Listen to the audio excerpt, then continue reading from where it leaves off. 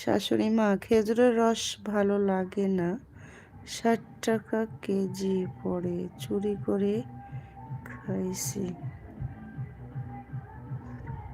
তাই?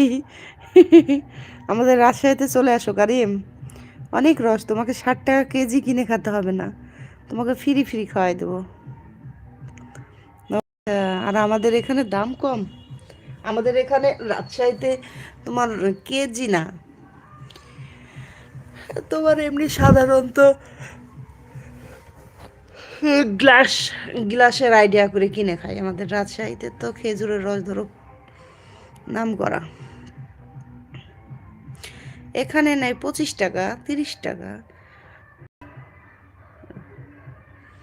আমাদের রাজশাহীতে গ্লাস হিসাবে হয়, আগে ছিল 10 টাকা, কিন্তু এখন আমরা তো কিনে খাই না।